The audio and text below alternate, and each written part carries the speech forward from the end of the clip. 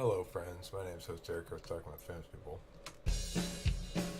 And I'd like to discuss today the issue of psychopathy and narcissism.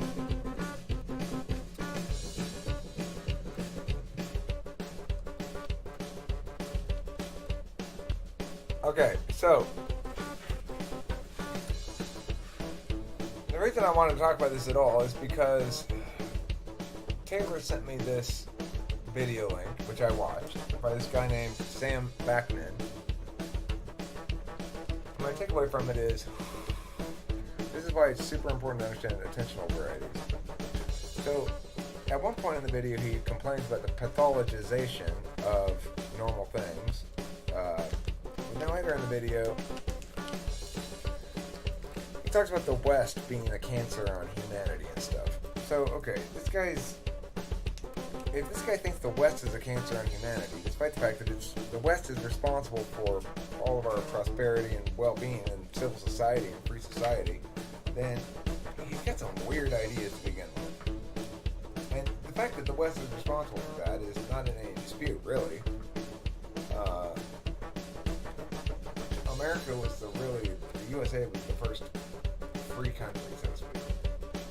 And we can try to dispute that with examples of some primitive tribe that was nice to each other or something, but that's not liberty. That's communitarianism. Communitarianism is an actual cancer because it rejects the fact that individuals are distinct in particular ways that deserve universalist protection. So,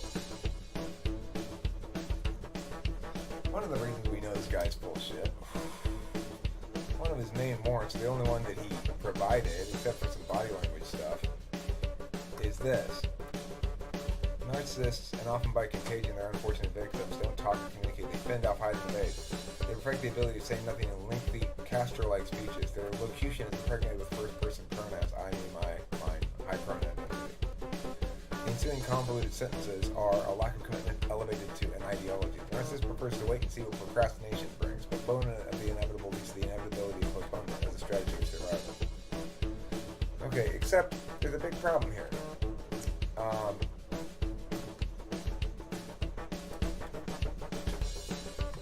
Narcissism, one symptom that isn't, 2015.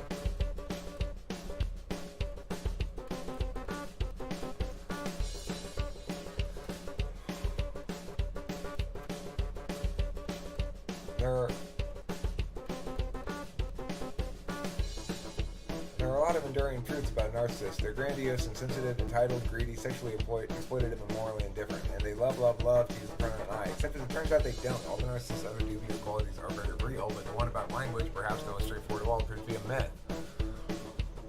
However, uses of a self-referential I was seen as a quick and dirty way for even lay people to diagnose the condition. Now that tool appears to be useless. Well, this is why it's so important for people who purport to be professionals, like this guy does, to utilize their TI, to use their logical thinking, so they know that, there's this need by this Sam Vaknin guy, and probably by many others in the field, to place attentional variants that are not within their wheelhouse on some sort of disorder scale, and there's no reason to necessarily, because they say, okay, I asked Kimberly, I told Kim, Taylor says I might be a narcissist, and I read her those symptoms that were there, and she said that I'm not sexually exploitative, I'm not uncommitted immorality, I'm not any of those things really. Maybe grandiose, I guess, I don't know. The thing is, it is not narcissistic to be an extrovert who wants attention. Am I obsessed with attention? No. Much of the time I'm working in isolation.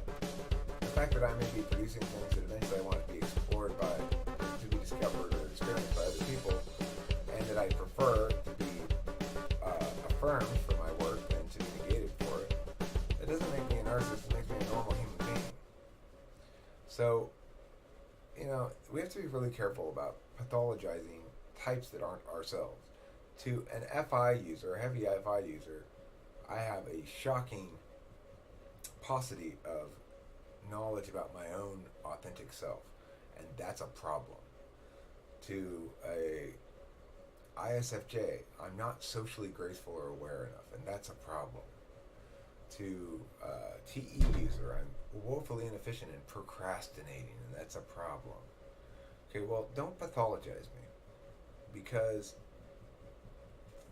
I may be imperfect in lots of different ways, but I'm not without empathy at all. In fact, I'm highly empathetic. And it's not just in order to manipulate people, it's I genuinely feel strongly, and I don't like to feel strongly. I feel a lot of empathy, a lot of sympathy, a lot of, like,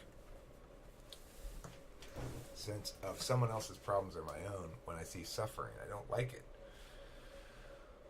So, I think that there's a very real risk of conflating egocentricism, which everybody expresses to some extent or another. It's just some of us express it in more extroverted ways and some of us express it in more introverted ways. There's nothing inherently more egocentric about an extrovert putting himself out there for consumption than there is about an introvert not putting themselves out there for consumption. Both are attending to the self, focusing on getting what they want and need out of life. Everybody's going to do that. The question is, are they willing to make like sacrifices to their ethics or something in order to accomplish goals that produce harm in others that then the person doesn't validate to some extent or another, or just ignores or excuses away. I would say I've seen narcissistic / potentially psychopathic, but probably narcissistic behavior out of Nick, for example, who's probably a clinical narcissist. I don't know.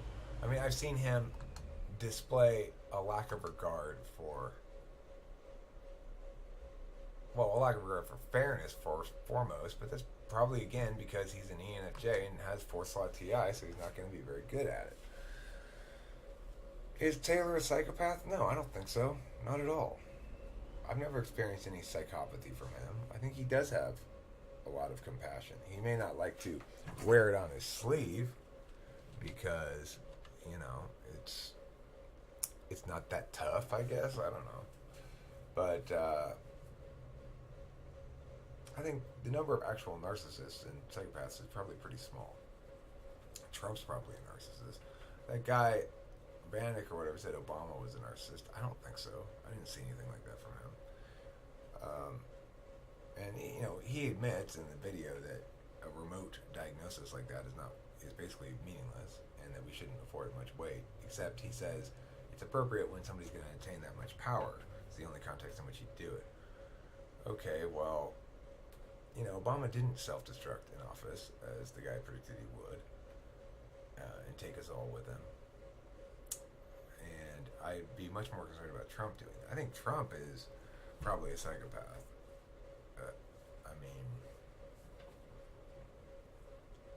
Probably a narcissistic psychopath. He's very much all about attention.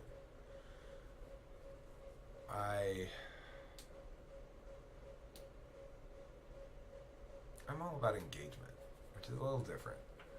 I do like positive regard and affirmation, but I'm not enslaved to it, and I can stand up to naysayers, no problem. And that's a key distinction as well. Narcissists will adjust according to perceptions, whereas non-narcissists have clear lines they won't cross, and they have faith in their own correctness when dealing with naysayers if they are correct, as I believe I do. So the answer to all that is I'm not a narcissist by any meaningful definition of the word. Taylor's not a psychopath by any meaningful definition of the word. And if you want to say, well, we exhibit narcissistic traits or psychopathic traits, I call bullshit. There's nothing inherently more narcissistic about publicly presenting the self for for general consumption than there is about privately maintaining the self for personal consumption, or whatever introverts do. I don't know. And if you're an extroverted intuitor, you're going to talk a lot. So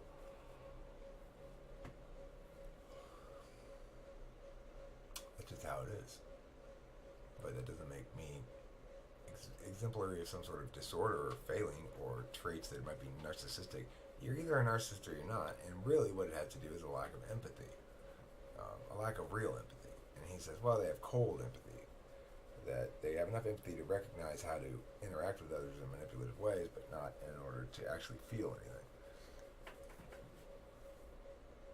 Again, it's a problem with not having a background in intentional variance. So it's true that some people are very good at perception management without actually being caring. In fact, probably the more good you are at perception management, the worse you are at actually caring, or the less reflexive that is, or something. Why? Well, for obvious reasons. I mean, if you're attending to other people's perceptions, then you're not attending to your own weighting of things.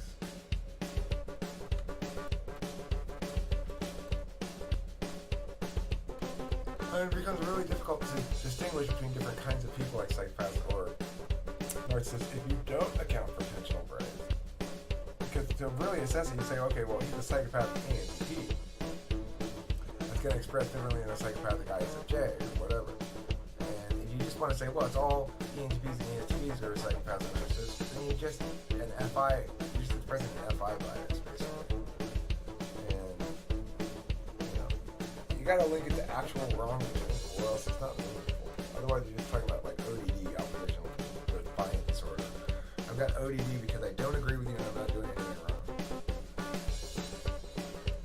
Yeah, okay. So why is it a disorder again? Well, because you disagree with me consistently. You're not being agreeable enough. Well, fuck off. You're not being agreeable enough.